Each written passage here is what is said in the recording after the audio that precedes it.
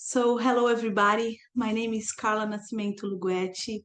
I'm a senior lecturer in health and physical education at Victoria University, Australia.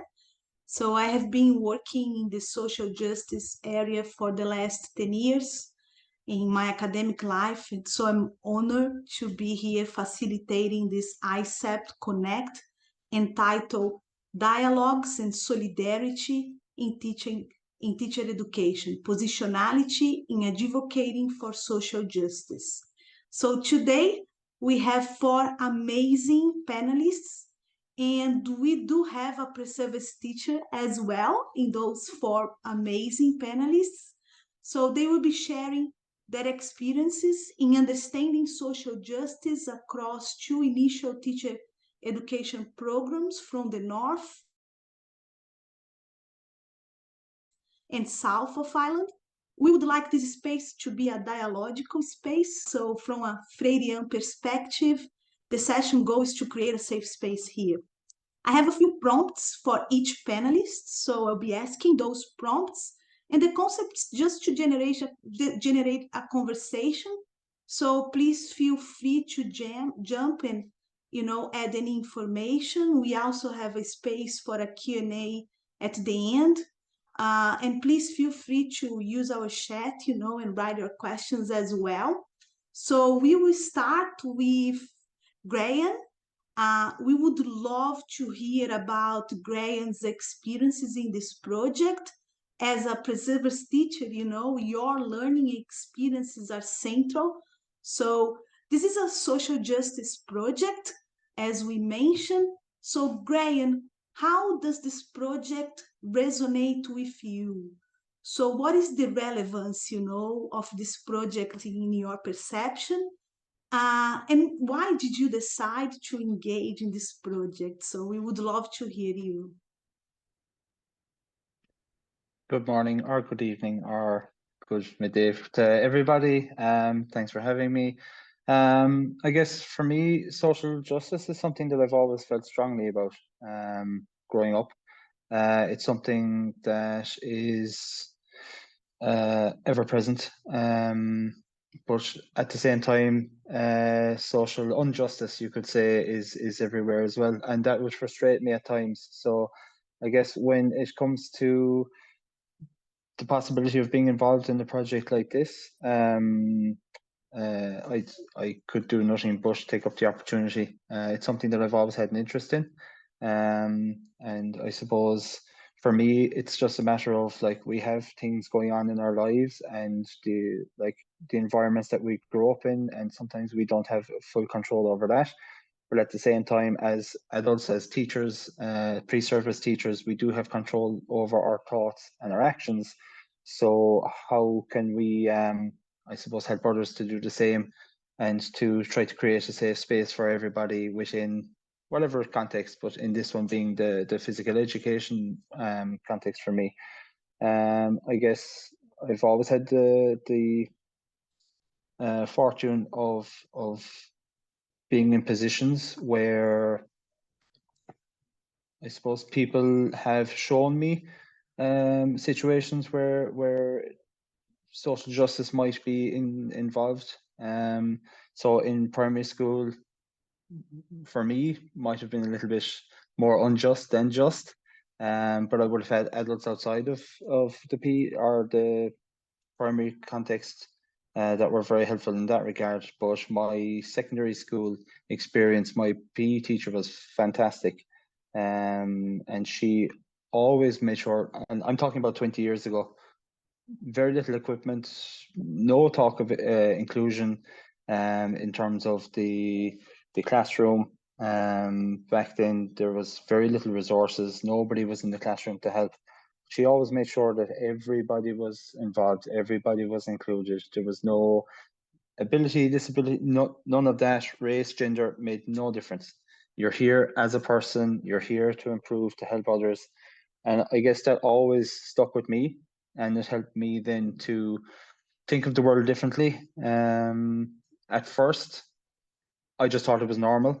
And then when I hear other people's stories of how things are in their own situations and what they see and they experience, It's only then that I saw it as being an uncommon thing and something that I wanted to try to make more common.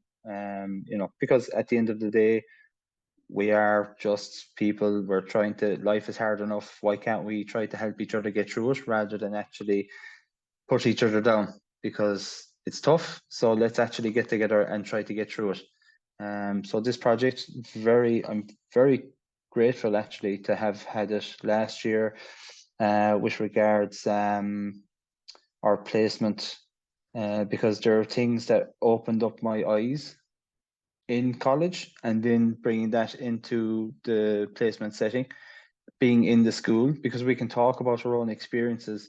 We can, I suppose, position ourselves at the head of a PE lesson delivering it. But when you're observing others and you're getting to see outside of your own, I suppose, place or position, that you really get to look at the isms of which are occurring in front of you. And then speaking to the students outside of that, just observing and chatting to them, and you really get a deeper understanding of what is going on socially, what's, I suppose, what issues are there, which ones are we picking up or which ones are we not. There's some stuff that I just didn't even consider as being a possibility until being involved here, and it's a great eye-opener.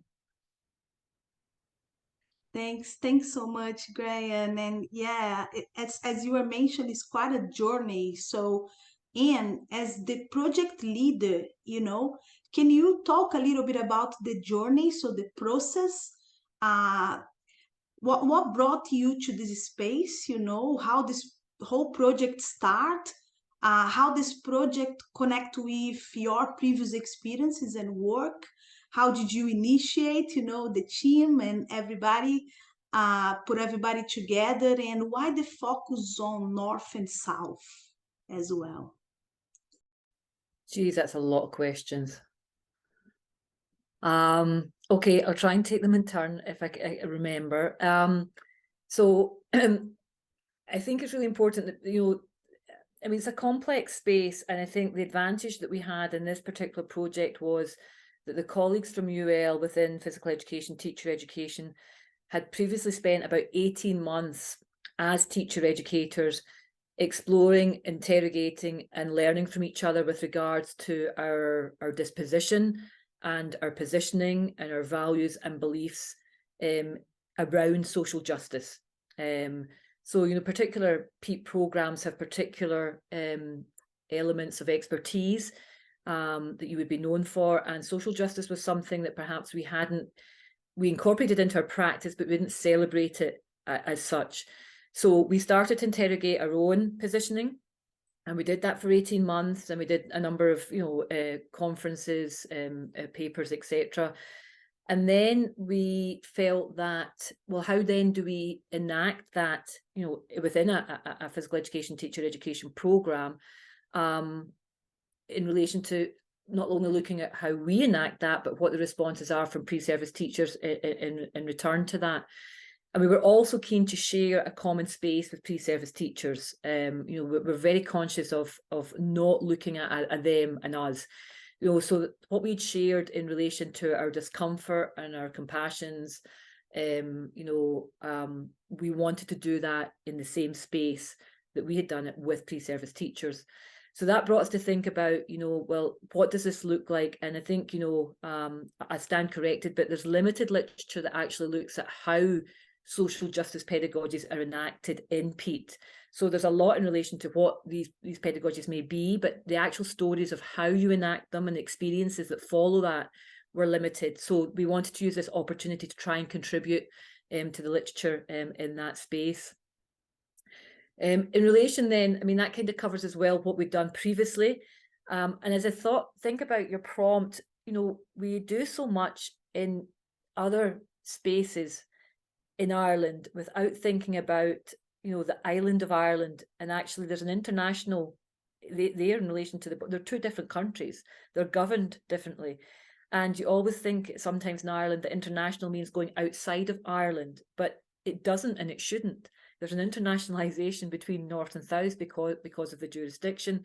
So that was another piece that interested us in relation to, internationalization at home, in a sense, and there was an obvious connection there then between the North and South in relation to working with colleagues who were in other jurisdictions.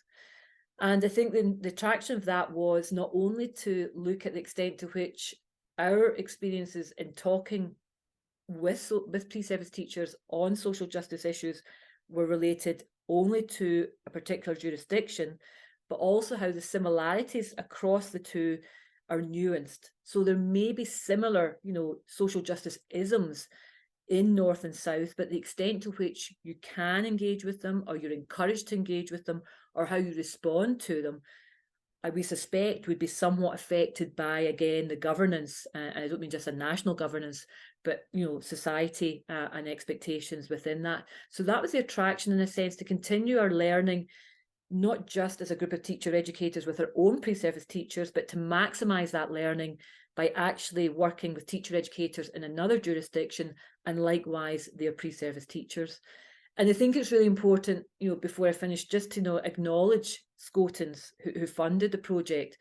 And SCOTENS stands for the Standing Conference on Teacher Education North-South. And when you actually look at their mission statement, it is about creating a safe space to talk about teacher education North-South of Ireland. And I think it's really, very rarely do you see organisations that will use, the language of safe space. So they're an obvious place by which we could look for support to do this work. Yeah, thank you so much, Anne. And I just put the report, in the chat. So if someone wants to read the whole report, you can have access. Thank you. We have two of the teacher educators here, and also participants in the project. So we would love to also hear, your understandings and experiences in this project. So I will start with Paul. Paul, could you describe the context of this project in the North? Because you were here representing the university in the North. What are some of the challenges that you face, and what did you learn? So what are the lessons learned in your opinion? Thank you, Carla. Yeah, so look, we were glad to be invited onto this project because UL had secured the funding, and with the North-South, you need partners in each jurisdiction. So we were delighted to be asked to be involved.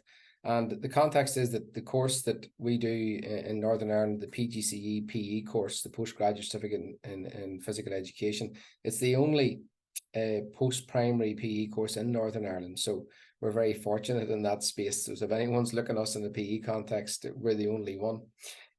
So look, at the start, we had 12 PGCE students on this course. They were in a 36-week full-time initial teacher education PE course.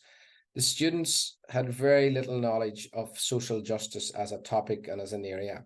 And look, myself included, I put myself with them in that bracket. Obviously, it's slightly more awareness, but I mean, it was amazing how much I didn't know, really. And for both the students and myself, it really was a steep learning curve. I think for the students at the start, there was a bit of an apprehension that, I think they were very worried about what they might not know, and the realization that they were entering a space that they were not that comfortable with. And from my perspective, I felt a little bit vulnerable as well, in that, as Anne had said, there were other topics that you're able to talk about at length, but this was a space that I didn't feel that comfortable in. So I was very conscious of making a mistake or saying the wrong thing. So we were it was a journey we were on together and learning alongside each other. And I think when they could see my vulnerability in it, I think that relaxed them really in the project. And to be honest, there were lots of questions at the start in particular. And I think our unique context of our ITE provision is quite important as well, because in Northern Ireland, we're a post-conflict society, but the most of teacher education in Northern Ireland is still segregated along religious lines. So most ITE students will attend St. Mary's University College or Stranmillis University College. And at St. Mary's, 90% of those students are Catholic. At Stranmillis, 90% are Protestant. So for us at Ulster, ours is an integrated course. So we have Catholics and Protestants mixing very well on the course.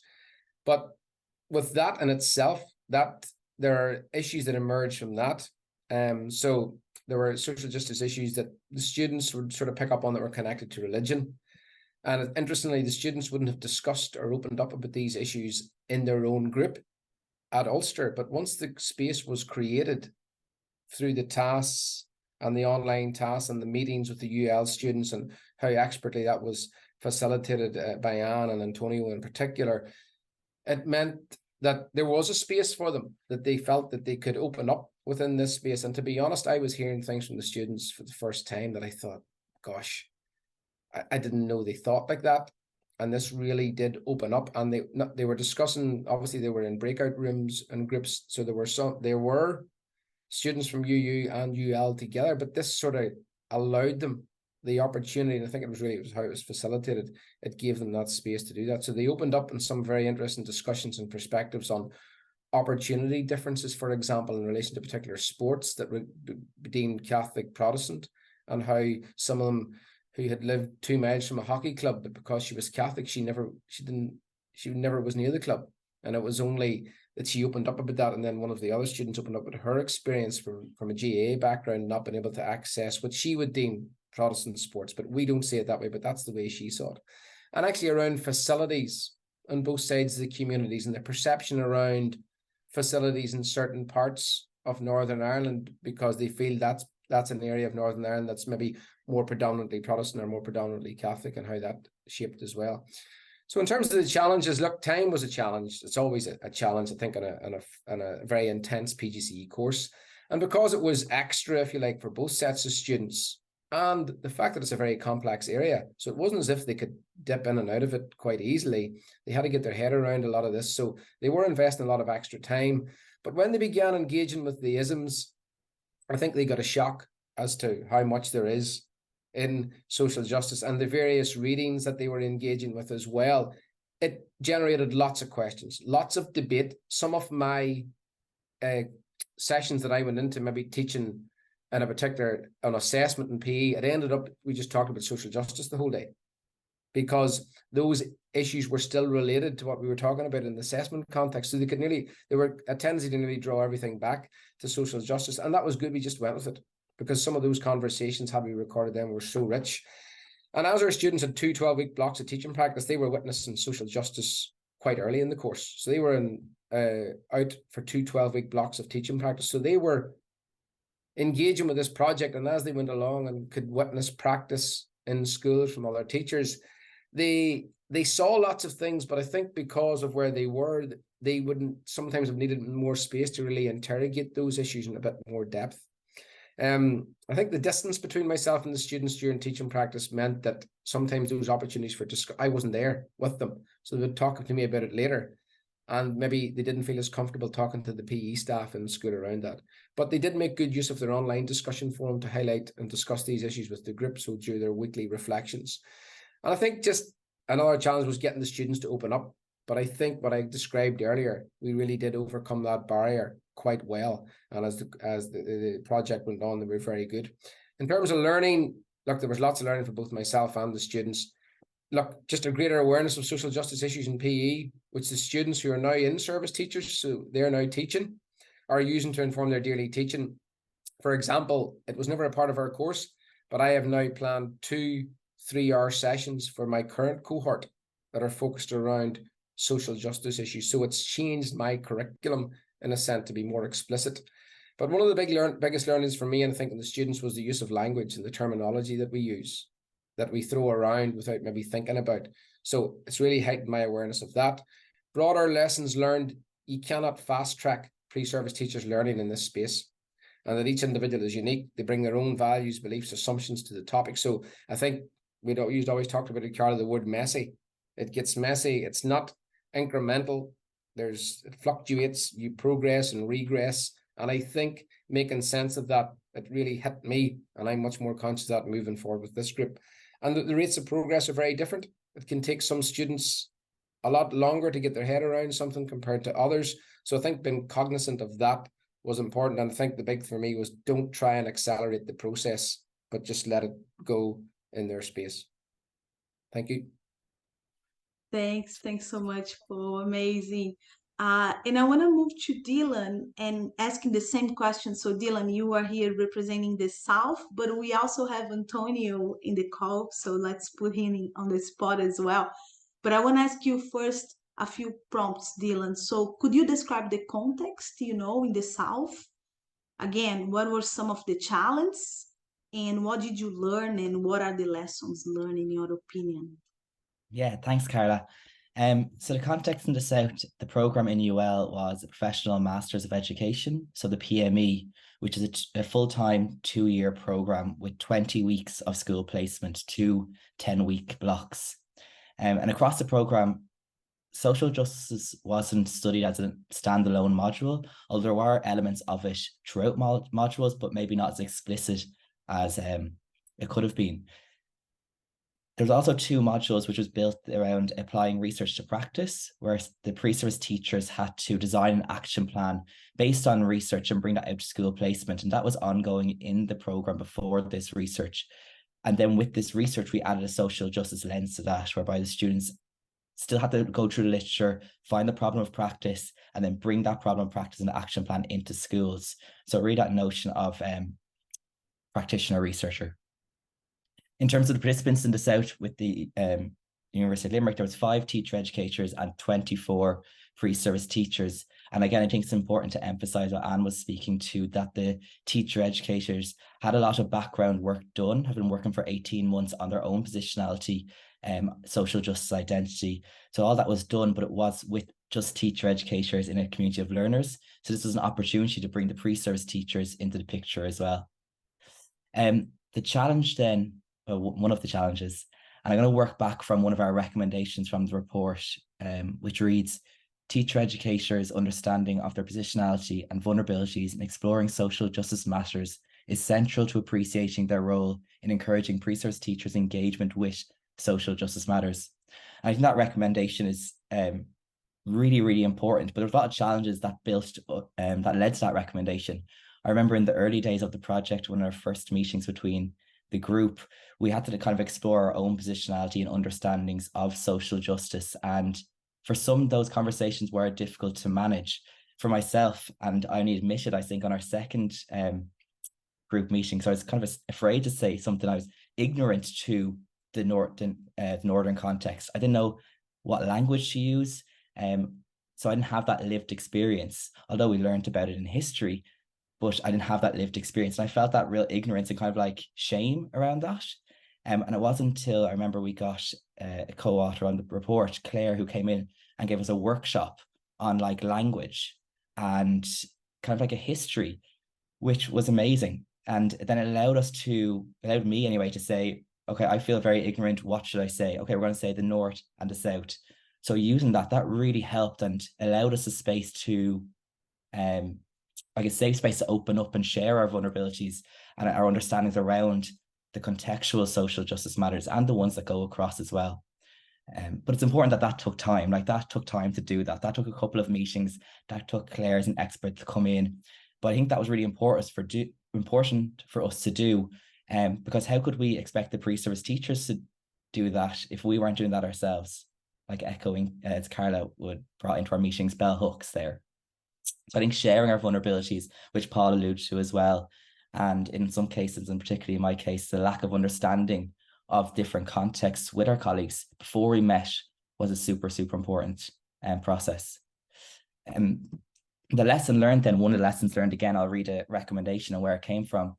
A recommendation from the report states, consider the extent to which teacher educators and pre-service teachers can learn from each other about other social justice matters which arise in different school and teaching contexts as well as geographical jurisdictions. And I think what this project really showed was that the learning that can happen is huge once we break down those walls between teacher educators and pre-service teachers. I think we have a lot to learn from each other. And I think that's what this project, one of the lessons learned, and I hope it spreads, is that we have so much to learn from each other if we start to listen to each other. The pre-service teachers are the ones who are out in school, they're on the ground, and they can bring that learning back to us in teacher education and educate us on social justice matters that's happening in schools. And I think that speaks to Ferrari's notion of dialogue, where we're we're all learning through dialogue. That safe space that was created, I suppose, was the important thing that allowed that to happen.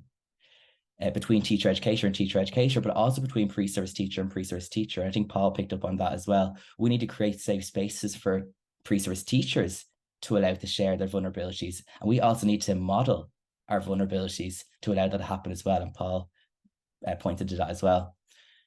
I think it was important for us to acknowledge, given the different jurisdictions and given each pre-service teacher is their own person with their own background, their own culture, and that should be celebrated and used within the learning experience as well, and learn from each other within that case as well. I think, as I said, teacher educators need to do their own positionality work around social justice before engaging in this, and the same with pre-service teachers. We need to allow time for that to happen. We can't just jump into it and expect everyone to be on the same level. We need to create learning experiences within our modules to allow for that exploration of positionalities. So I think overall the lesson learned for me anyway, and within the report, is that we need to listen to each other, learn about each other's backgrounds and cultures, which need to be celebrated, and appreciate that learning about and teaching about social justice takes time, it deserves time, and it needs to occur within safe spaces. Thanks so much, Dylan. Yeah, fantastic. And Graham, I will come back to you for the final, and maybe the most difficult question. Just kidding. So Dylan and Paul, they are mentioned some of the findings, in the report that everybody can see in the chat. I was thinking, yeah, we would love to hear you again. So thinking the findings, so safe, space 1, creating a safe space, space 2, a learning space, space 3, a realistic space, space 4, school space, space 5, similar spaces, and the last one, reflective space. Could you describe 1 or 2 spaces in the report that resonates with you? Could you give us examples, as a pre-service teacher, and why do you think those spaces, they resonate with you? Yeah, perfect. Thanks, Carla. To be honest, even more than 1 or 2 have resonated with me, but even Paul and Dylan have brought up one there. But I might add that in as a sneaky third if I could. But the first one I can think of is the school space. And the reason why that resonated with me is because I suppose it opened my eyes to the reality of what's happening in the world of students with regard to social justice. I suppose it furthered my belief system with regards to requirements of what improves students' lives, which I found in my experience has so far had a positive effect on their performance in PE. So listening to the students, making sure everybody is involved. If they feel that they're not involved, then what way can I cater even the equipment sometimes? So for example, if they're playing a game and people are dominating, throw in a second ball, see how that plays out, and then everybody's getting involved, because the guys that are I suppose concentrating on getting the ball all the time, now there's another ball, so it kind of creates that equal space where everybody's involved. But listening to the students, for the sake of them, or not for the sake of them actually unloading all of their issues on you, but so that you can actually build a relationship, so that they can become comfortable enough so that you can talk about what needs they actually have to enhance their PE experience. So I guess if you can get to know them, what kind of sports might they like, or what kind of interests they have, and you can make that link between them, not just in the PE, but that space within the school as well. Another one would be the reflective space, but I think this is important in everything that we do, because I suppose personal growth I would always link with reflection, and if you can, I suppose if you can reflect, you can try to improve. If you can improve, you can grow. If you can grow, you can't just do it just for yourself, but others will benefit from that growth as well. I suppose the concept of you can't fill from an empty cup. So if we can reflect and improve upon ourselves, then we can be in a better position to help others. I suppose the project allowed myself and my peers to look back at our own experiences then. So when we were reflecting on it, we were able to focus not just on our own participation within PE, but also on other people's participation. So what was it like for the people around us? And like I said earlier, like my PE teacher was very inclusive. We didn't have much resources, and she adapted everything so that all people were involved, included, which was fantastic to see, fantastic to experience looking back. In my undergrad and then in the masters, all I've heard was PE experiences of throwing the ball. People were excluded. You know, there was no. I suppose it was not a safe space for everybody. So I suppose when looking at the reflection as well, you're looking at asking yourself, is the layout of my lesson inclusive? Were there people excluded? How can the lesson change so that it's not happening the next time? You know, questions like this. What was my tone like with certain students? Am I a bit sharper with the students that are more disruptive, or perhaps aren't as comfortable in PE? Or is it a little bit softer on the ones that are a little bit quieter, and things like this? And how can I have an equal balance? And then if I can get the students also to reflect on their own actions, which is I suppose what I took from the project into my own practice, is working with the likes of the TPSR model from Hellison of, you know, looking at yourself, your own actions. How can we take our positive actions from the class into the external world, not just in PE? Something that I would have a close link with to myself. And I suppose if I could sneak in a third one, it would be that safe space. Something that Paul and Dylan had mentioned. I think it's vital, and for that, I guess in my own practice, it's a matter of ensuring that the students know that you're not there to get them. You're not there to catch them out. They can tell you something and it's absolutely fine. You know, you can speak to them, and they need to understand that you're not coming from a context of trying to put them down, trying to catch them out, that they can speak openly, you can speak openly, and just once it's respectful and once it's within the realms of I suppose meaningful conversation, and it's purposeful as well with regards PE or, you know, their own needs, then I think it's much easier to get them on board with regards PE and what they need to do to complete whatever is necessary in your PE lesson. So thanks so much, Gaia. And I'm so I'm happy that we are recording this session, because I'm just thinking how we are generating lots of data here. You know, like I love hearing all diverse perspectives in the project. So definitely lots of lessons learned. We will open the floor for questions now, so please feel free to unmute yourself, you know, and ask questions.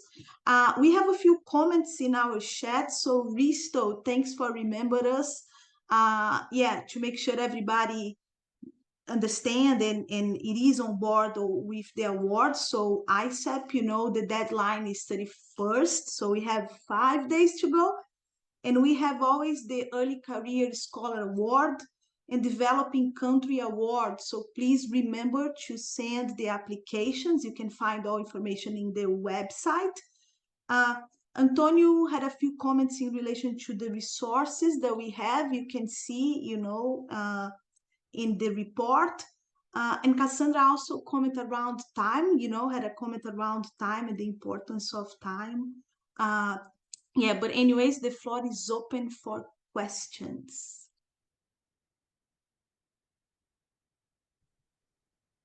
Carla, could I maybe come in on the point that Graham raised, just to follow up in relation to, you know, Graham spoke about realities. You know, the school placement allows for PE service teachers to look at the realities or experience the realities of students' lives. And I think that in turn educated educators. So the pre-service teachers on school placement were coming across certain realities that they were then coming back to us with, that we didn't always know how best to address. So the conversation was open in relation to, we may have suggested, so I think we're at a certain stage now where we created a safe space for teacher educators. We've created a safe space for teacher educators and pre-service teachers. We're moving into a space where pre-service teachers are now educating more so teacher educators about the realities of what's happening in schools. And that space now is about, well, how do we address that reality? How do we help you address that reality? And if I may, I think the next space, and Elaine Murter's on the call, she might want to talk to this. We have extension funding. But to me, the next space is then, how do we instill a level of advocacy and preparation for pre-service teachers to advocate for those social justice issues in schools that perhaps are not open to addressing them. And to me, that's the next stage of where we go. I think there's a continuum here that we're moving along. It's taken time, but it's worth that time. And Graham just sort of prompted me to think about the realities piece is central to what we've been doing from the start. But the tables have turned now that pre-service teachers are educating us in relation to what the realities are.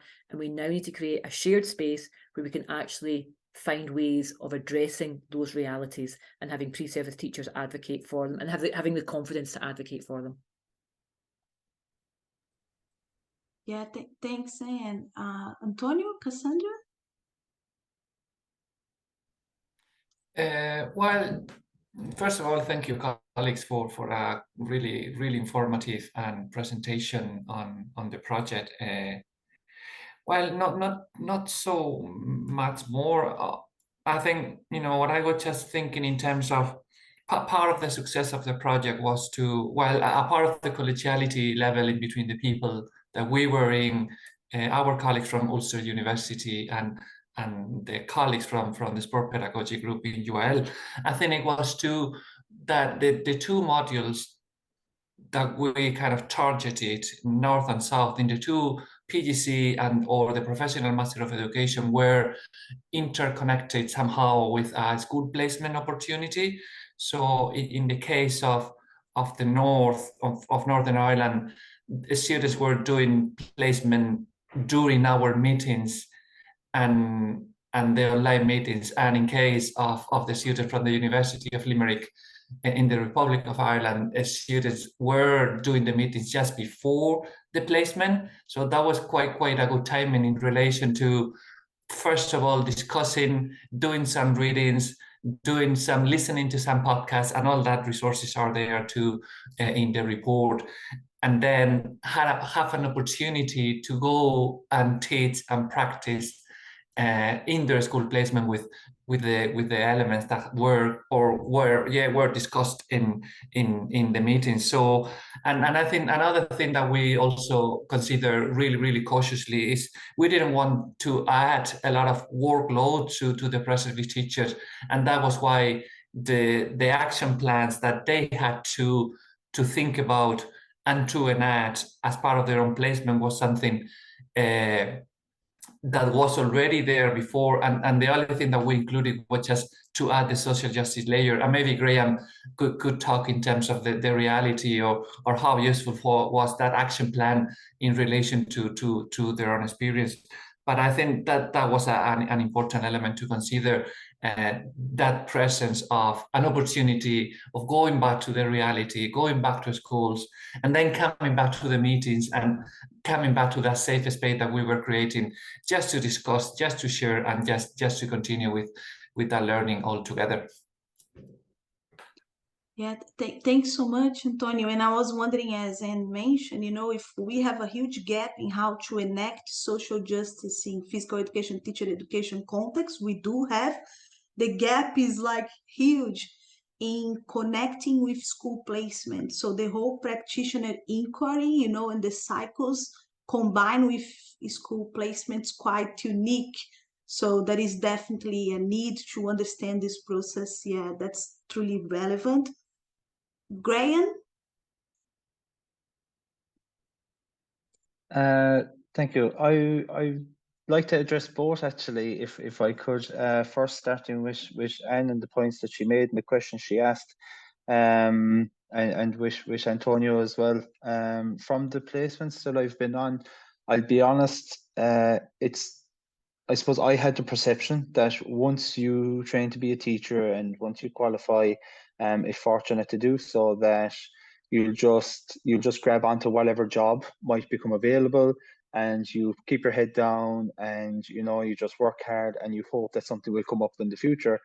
But something that this project has made me look deeply at is what kind of an environment do I see myself being in long term as a teacher. So now it's not even just get a job and keep your head down. It's what environment do I want to be in, with regards, can I actually have space to work to help people? So in one placement, if I may touch on Antonio's prompt there, it would be a matter of, I saw elitism, I suppose, between the teachers and the students just for this particular group that I was working with.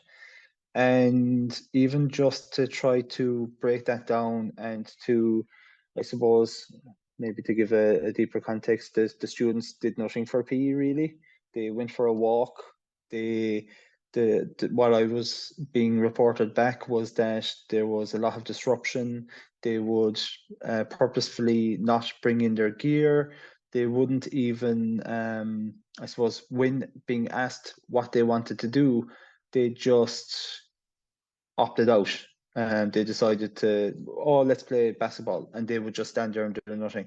So like what I was getting from the teachers, and then with what I tried to incorporate in the class, were two completely different things. Then I had to think, is this the actual student's issue, or is it the teacher issue, or maybe a bit of both? Maybe there are completely different levels of which they can't communicate.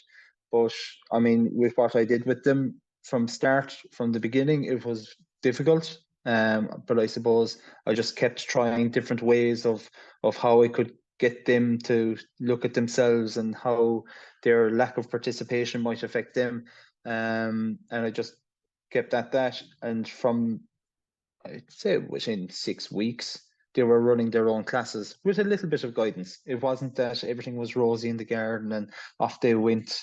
But it was just a matter of, what are we doing today? Okay, today we're doing this, but we did this last week, so we'll have to do something different. Okay, let's vote, let's do this, and off they went. What equipment do we need? Let's get this, who's doing this? And in comparison to, oh, we're going for a walk. Thank you very much. No, we're doing nothing else. So I thought that was important. And outside of that, then when trying to, going back again to Anne's point, of when trying to get that point across to the teachers of maybe student choice might be kind of important and their voice as well, it was just shut down. And I was kind of going, well, you have an issue. This is a way to fix it. If it's not within your policy, or if it's not within your culture in the school, it's not really something that I affiliate with. It's not something that I feel that I want to work with down the line. That if I see something of which progression could be made and it's being shut down, do I really want to be fighting that fight for the rest of my life? So it made me think about what kind of school culture I want to involve myself in as well. So I'm very grateful for the project because it opened my eyes an awful lot to the likes of that. Thanks so much. Wonderful. Alexander, you have a question in the chat. Do you want to ask your question? Because it's pretty interesting around readiness. Yeah.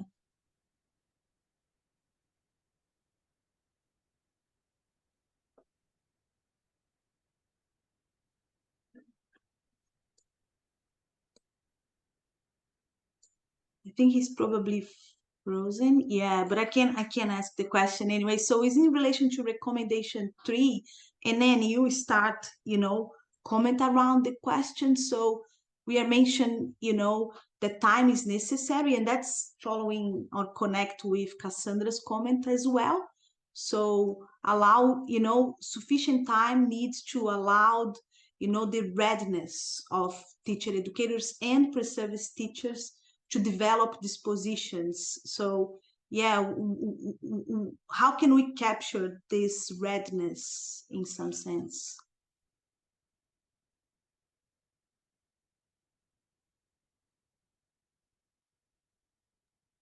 I'm happy to talk to that if no one else, anyone else?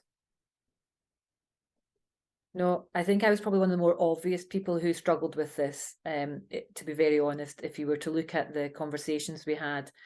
I think I admit that I quickly forgot that we had spent, as a group of teacher educators, 18 months previous to this. So we were ready. The pre-service teachers hadn't had that level of involvement either as a community or in this space. So I very quickly, I think I didn't appreciate that we were coming to this because as teacher educators, we were ready to do this work. And we may have taken more time to consider how pre-service teachers were coming to this without that background that we had. And we actually, before we started the joint project, there was actually numerous conversations in relation to what would we do on day one with the pre-service teachers. And we had an all singing, all dancing, social justice, preaching, sort of discourse that we were going to do, and all bangs and whistles. And then we decided no, because one, that would overwhelm, and two, we had no idea of where they actually resided in that space. So we didn't, that was assuming they were ready for this.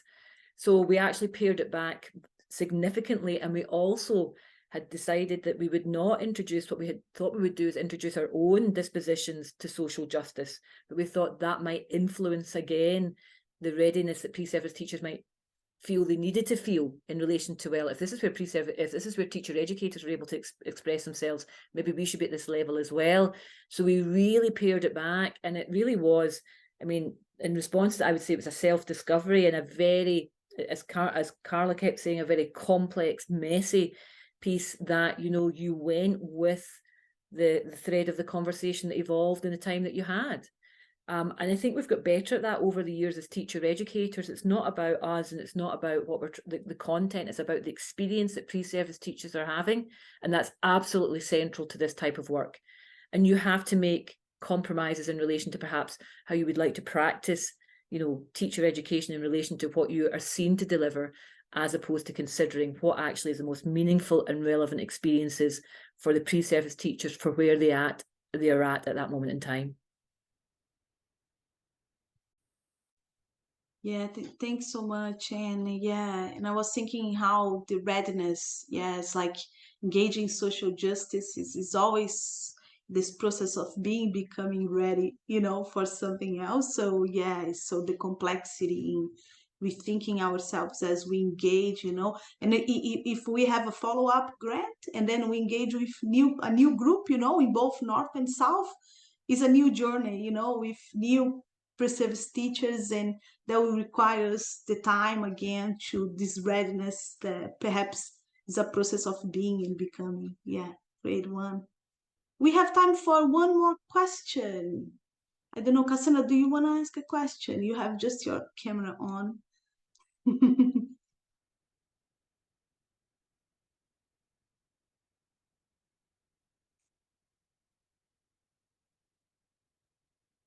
So any final comments? Yeah, if we don't have questions, any final comments from our panelists? Anything else you want to add? So Dylan, Ann, Paul. Carla, if it suits, I can say something. I can say something about the next phase. Yeah, please. Sorry, I'm having trouble with my computer. I've transferred to my phone. Just one thing in the next phase of this project. One thing that we've included as an objective, as you know, and Carla is involved as well, is to co-design a toolkit for enacting social justice approaches in PEAT.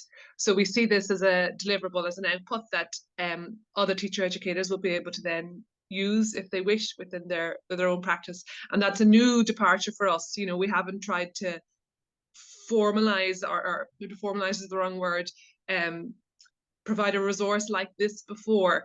So we're excited about that particular aspect of the new phase of the project, which is intending to start in December.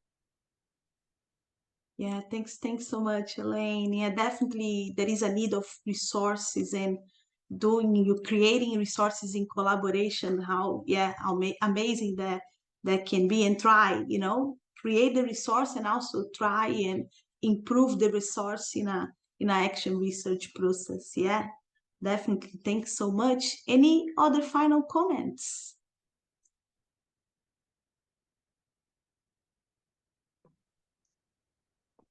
Yes.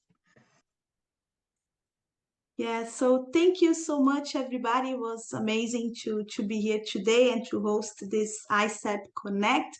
Just remember, you all, we have, the deadlines in 5 days, 31st. So please, if you are an early career scholar, please send your award to the developing country as well. Yeah, I hope to see you, in Finland soon. Thank you so much. Just as an announcement for the next AIESEP Connect, it is scheduled for November 24th. You're going to get an email on the exact time of day. This is going to be a continuation from our Chile conference. We have a group of South American scholars who are going to take up that hour and present. And they want to present and discuss research data and theoretical investigations in Latin America in order to produce a clearer picture of Olympic education's theory and practice in the region. So it's a group of scholars from different countries in Latin America, and that'll be on November 24th. And we'll send a graphic and a link and all that stuff to you as that time gets closer. So thanks, everybody. Thank you.